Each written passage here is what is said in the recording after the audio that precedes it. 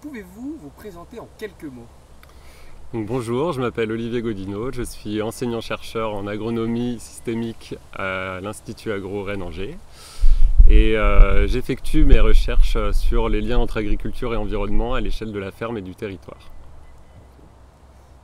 Est-ce que vous pouvez nous décrire brièvement le projet Terre Unique et du coup votre rôle au sein de ce projet? Donc le projet Terre Unique, ça veut dire Territory Economics Understanding. C'est un projet qui a duré 4 ans, de 2016 à 2020, pour un budget d'à peu près 1 million d'euros, qui a rassemblé une trentaine de partenaires. Et donc moi, mon rôle dans le projet, c'était principalement de co-encadrer des étudiants qui ont mené des enquêtes auprès de producteurs de légumineuses à graines, et puis de coordonner une activité de modélisation à l'échelle territoriale des potentiels de rendement de différentes légumineuses, et de contribuer également à conduire une prospective sur le développement de scénarios de développement des légumineuses à l'échelle du Grand Ouest, avec différents acteurs du projet. Et alors maintenant, pourquoi avez-vous rejoint ce projet et du coup, quels sont vos objectifs personnels en termes dans le milieu de la recherche? Donc j'ai rejoint ce projet parce qu'il était porté par des collègues de l'Institut Agro avec qui j'ai plaisir à travailler en recherche. Et dans ce projet, ce qui m'intéressait particulièrement, c'était le côté multi-acteurs. C'est un projet qui rassemble vraiment une large diversité d'associations agricoles, d'instituts techniques et d'instituts de recherche. Et puis une démarche qui couplait à la fois des enquêtes de terrain directement auprès des producteurs, de la modélisation, de la prospective, enfin voilà, différents outils de recherche qui m'intéressent à titre personnel. Et donc moi, mes objectifs personnels de recherche actuellement, c'est plutôt de travailler sur des recherches participatives, donc avec et pour les agriculteurs, et dans l'idée de les aider à faire évoluer leur mode de production et les modèles agricoles vers plus de durabilité. Ok. Et d'accord. Et alors oui, du coup, nous, on a une étude qui est centrée, qui est un peu surcentrée sur les légumineuses. Et du coup, on voulait savoir en quoi l'autonomie protéique des élevages s'inscrit dans la transition agroécologique. Donc c'est une des questions importantes en élevage, c'est pas la plus importante. Pour moi, la plus importante, c'est la place de l'élevage dans l'alimentation humaine. Mais c'est une des questions importantes puisque vous savez ou pas que en France, mais en Europe aussi, on importe énormément de soja. Une grande partie étant liée à la déforestation de l'Amérique du Sud, donc ça a des impacts environnementaux assez catastrophiques. Et l'autonomie protéique en Europe pourrait permettre de se passer du soja, cultiver du soja notamment, mais d'autres légumineuses également à l'échelle européenne, ou mieux valoriser des coproduits de l'alimentation humaine pour réduire l'impact environnemental des élevages européens. D'accord, très bien. Et d'accord. Et du coup, oui, donc nous, on a vraiment notre projet, notre grande étude.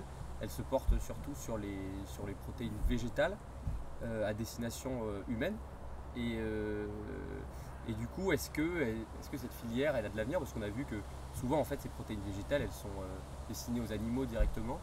Et est-ce que du coup, voilà, par exemple, la production de légumineuses à destination de l'alimentation humaine, ça a de l'avenir? Ou est-ce que en fait, il faut se centrer sur les animaux? Et voilà, c'est quoi du coup les effets de concurrence entre production pour les animaux ou alors pour les humains?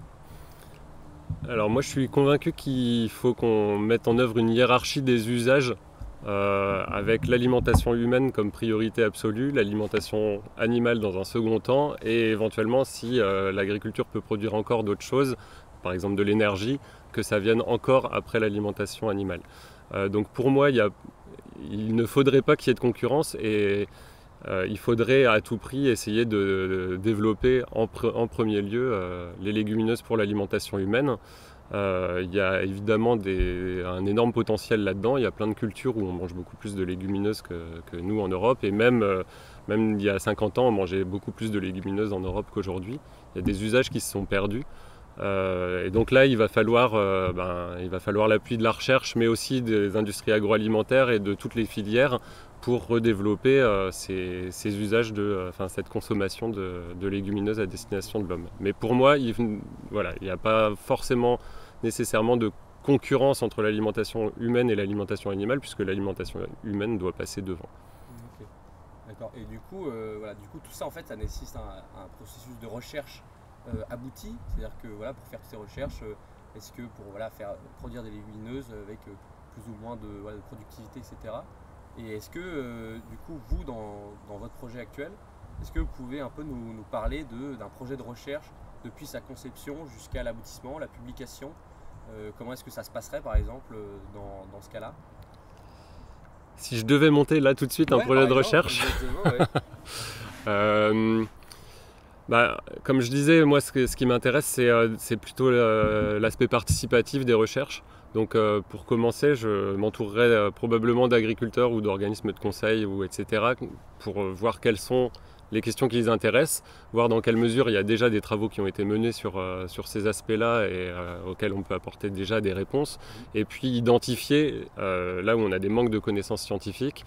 Une fois qu'on est d'accord sur un peu la définition, le périmètre du sujet entre des opérateurs, les agriculteurs et puis des chercheurs, on peut monter un projet et identifier à quel type de financement il sera le plus adapté. Ça peut être un projet régional, c'est le cas, on est en train de monter actuellement des projets à l'échelle de la Bretagne, mais on monte aussi des projets nationaux ou internationaux, européens ou même à plus grande échelle.